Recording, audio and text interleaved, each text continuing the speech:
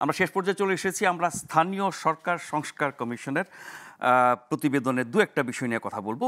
যেমন স্থানীয় সরকার সংস্কার কমিশন বলেছে স্থানীয় সরকার প্রতিষ্ঠান যেগুলো ইউনিয়ন পরিষদ, উপজেলা, সিটি কর্পোরেশন, জেলা পরিষদ, এসবের চেয়ারম্যান এবং মেয়র সরাসরি নির্বাচিত হবেন না।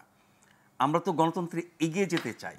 আমরা কি সে আইয়ুব খানের আমলে বেসিক ডেমোক্রেসিতে চলে যেতে চাই, যেখানে আমরা সরাসরি নির্বাচিত হতে দিতে চাই না চেয়ারম্যান এবং মেয়রদের?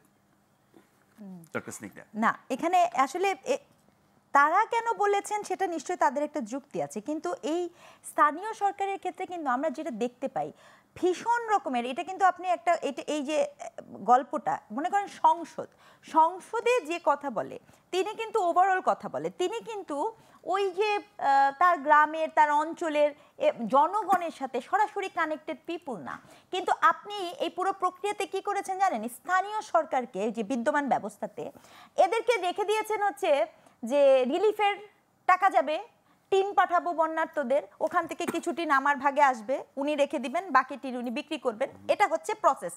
কিন্তু ওনার একটা ভয়েস থাকা ভীষণ জরুরি। তার ভয়েস যখন থাকবে তখন কিন্তু জবাবদিহিতা থাকবে। আপনি কিন্তু এখানে বসে ওখানে যে কাজটা কখনো করতে পারবেন না। তো এই স্থানীয় সরকারের এই যে সরাসরি নির্বাচনটাকে কি অর্থে ওনারা করেছেন, কারণ একটা কথা আছে, একটা কথা বলা হয়, আমরা ছোটবেলা থেকে শুনে আসছি যে village politics is much more, মানে কি বলবো, এটা আরো বেশি ভিন্ন না ভয়ঙ্কর। মানে ভিলেজ পলিটিক্সে দেখা যায় যে মানুষকে মানে কোন্দলের পরিমাণটা অনেক বেশি হতে পারে। এই সংস্কার কমিশনের কাছে সেই বিষয়টা একটা গুরুত্বপূর্ণ। কিন্তু স্থানীয় সরকার প্রতিষ্ঠানগুলো তো স্থানীয় সংসদ সদস্যের কাছে জিম্মি থাকে, তারা স্বাধীনভাবেই কাজ করতে পারে না, কর্তৃত্ব অনেক তাদের কম, তাদের কথায় উঠতে বসতে হয়। সেই জায়গায় সরাসরি নির্বাচিত হলেই বা কি আর পরোক্ষভাবে নির্বাচিত হলেই কি, তাদের কর্তৃত্ব তো বাড়াতে হবে না। কর্তৃত্ব বাড়ানোর সংকটও আছে, কারণ আপনি জানেন যে একসময় কিন্তু পঞ্চায়েত ব্যবস্থা ছিল স্থানীয় সরকারের আগে। এই পঞ্চায়েত ব্যবস্থার যেই লুফলসগুলো, এটা কিন্তু প্রচুর লুফলস আছে। এই যে এক ঘরে করে দেওয়া, একটা দিয়ে দেওয়া, প্রম্পটলি একটা শাস্তি দায়িত্ব নেই, কারণ আপনি কিন্তু এইটা আমরা বুঝতে পারবো না, এখানে বসে বুঝতে পারবো না। সেক্ষেত্রে কি করতে হবে, স্থানীয় সরকারের নির্বাচন করার জন্য যে ব্যক্তি থাকবে সেই ব্যক্তির একটা মিনিমাম ক্রাইটেরিয়া আপনাকে আগে সেট করে দিতে হবে যে এই ক্রাইটেরিয়াতে আপনি এই নির্বাচনটা করতে পারেন।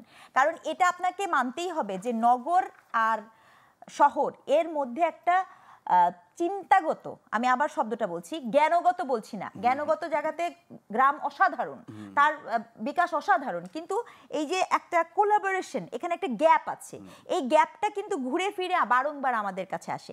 স্থানীয় সরকার কমিশনারের এই সংস্কার কমিটিতে কয়জন স্থানীয় প্রতিনিধি ছিলেন যারা ওই ভিলেজ পলিটিক্সের অংশ, যারা ওই ইউনিয়ন পরিষদের অংশ, নিশ্চয়ই সব স্টেকহোল্ডারের সাথে কথা বলেছেন, স্টেকহোল্ডারের সাথে কথা বলা, আর এই যে আপনি যেটা বললেন কর্তৃত্ব দেওয়া, আমার ডিসিশন, আমার ভয়েস বলতে দেওয়ার জায়গাটা, প্ল্যাটফর্ম তৈরি করাটা, এটা আগে আপনাকে করতে হবে, তারপরে আমরা ওই জায়গাটা ভাবতে পারি। কিন্তু তার আগেই এই ধরনের কোনো কিছু করে ফেলাটা, কারণ স্থানীয় সরকার নিয়ে বারংবার নানাবিধ অভিযোগ আসছে, এবং আমরা যারা গবেষক হিসেবে গ্রামে গঞ্জে কাজ করতে চাই, কোনো এক অদ্ভুত কারণে সেটার ইউনিয়নের যে যিনি থাকেন চেয়ারম্যানের ক্ষমতা, চেয়ারম্যানের বাড়ি, ক্ষমতা কেন্দ্রিক রাজনীতি, বাড়ি কেন্দ্রিক রাজনীতি, ওখানে কিন্তু দলও কাজ করে না।